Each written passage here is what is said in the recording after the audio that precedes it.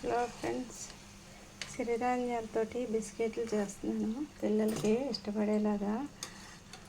అవి కావాల్సిన పదార్థాలు: గోధుమలు, జొన్నలు, రాగులు, సజ్జలు, ఊదలు, కొర్రలు ఇవన్నీ వేసి ఇట్లాగా మన చపాతీ పిండిలాగా పిసుకోవాలి.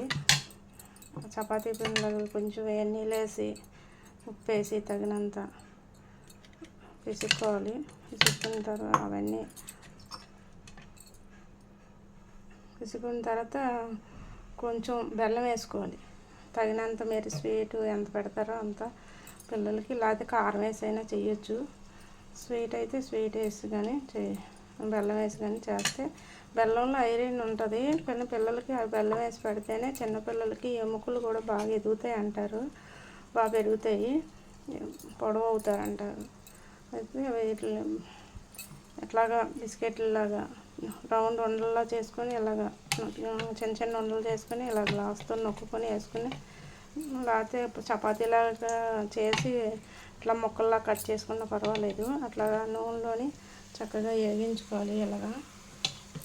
అలా వేగించుకుని పిల్లలకి పెడితే తింటారు. మనం ఈ రాగుల జావా, సజ్జ జావా ఇవన్నీ పిల్లలకి ఇచ్చినా తాగట్లేదు. ఇప్పుడు ఇట్లా చేస్తే పిల్లలు తింటున్నారు. అందుకని మీరు కూడా అట్లా చేసి మీ పిల్లలకి చూసి పెట్టండి. పెద్దోళ్ళైనా పర్వాలేదు, పెద్దోళ్ళకైనా మంచిది, చాలా మంచి ఫుడ్ ఇది. షుగర్ ఉన్న వాళ్ళు తింటే చాలా మంచిది. వచ్చే హెల్త్ ప్రాబ్లంలు ఎక్కువ ఉంటున్నాయి కదా, పిల్లలకి ఇలాంటివి అలవాటు చేసాం అనుకోండి ఇప్పటి నుంచి, చిన్నప్పటి నుంచే వాళ్ళకి కొంచెం బాగుంటుంది. కొంచెం చిన్నప్పుడే పెట్టాలి ఇలాంటివన్నీ. పునాది బలం అంటారు, చిన్నప్పుడు పెట్టిందే తల్లిదండ్రులు పెట్టిందే పునాది బలం అంటారు. అట్లాగా మనం చేసి పెడితే వాళ్ళకి కూడా అలవాటు అవుతుంది తినడం, చేసుకోవడం. ఇట్లా మా అమ్మాలు పెట్టేవాళ్ళు ఇలా చిన్నప్పుడు అని మనం ఎలా చెప్తున్నామో మన పిల్లలు కూడా అలా చెప్తుంటారు.